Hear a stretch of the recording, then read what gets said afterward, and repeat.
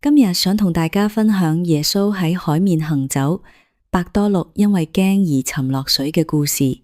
呢段福音就好似我哋嘅人生咁，充滿挑戰，但同時亦都係成長嘅機會。門徒搭緊嘅船就好似我哋嘅日常生活，而風浪就代表我哋面對緊嘅壓力、焦慮同考驗。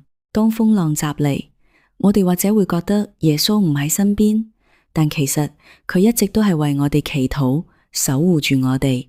伯多祿因為專注望住耶穌，竟然可以踏住水面行，呢件事真係好神奇。佢話我哋知，當我哋將心轉向天主，恩寵就會救我哋超越自身嘅極限同恐懼，勇敢咁去面對挑戰。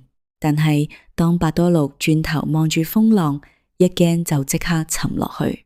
呢個提醒緊我哋，令我哋絕望嘅從來都唔係風浪有幾大，而係我哋將視線由耶穌身上移開，淨係顧住自己嘅困境。伯多祿沉落去嗰陣，大嗌出嚟嗰句主救我吧，係成段福音入面最動人嘅祈禱。佢冇長篇大論，只有最真誠嘅求救。耶穌即刻伸手拉住佢，令我哋深深感受到天主嘅慈愛同埋佢及時嘅幫助。就算信德軟弱，又或者覺得好快要被生活淹沒，都冇乜關係。天主教嘅信仰話我哋知，天主嘅恩寵永遠都伸手可及，就好似耶穌拉住伯多祿咁。所以請記住，行喺人生嘅風浪上面，你望邊度，你就會去邊度。望住風浪就會沉，望住耶穌先至企得穩。不如我哋一齊將心轉向天主，勇敢咁面對人生嘅風浪，相信天主嘅恩寵會一直陪伴住我哋。依家就一齊細心聆聽呢段福音，等我哋可以更深入了解呢段經文。願天主祝福大家。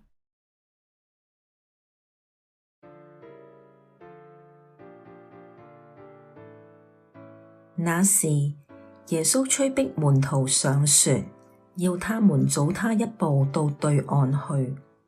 而這期間，他遣散了群眾。群眾散去後，他便獨自上山祈禱。到了晚上，他一個人在那裡。這時，門徒的船已離岸好幾里，受波浪衝擊。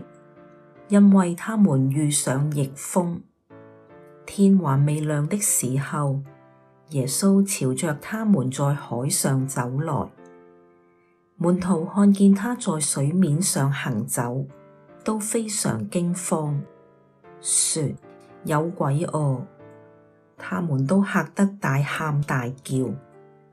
耶穌立刻對他們講話，說：放心，是我，不要怕。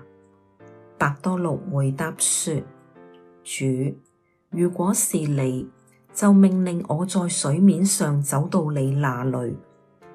耶穌說：來吧。伯多祿便下船，在水面上步行，向耶穌走去。但他一見那強風就害怕，開始下沉，就喊叫起來：主啊，救我！耶穌立刻伸手抓住他，說：小信德的人，你為什麼懷疑呢？當他們上了船，風就停了，在船上的人都朝拜了耶穌，說：你真是天主子。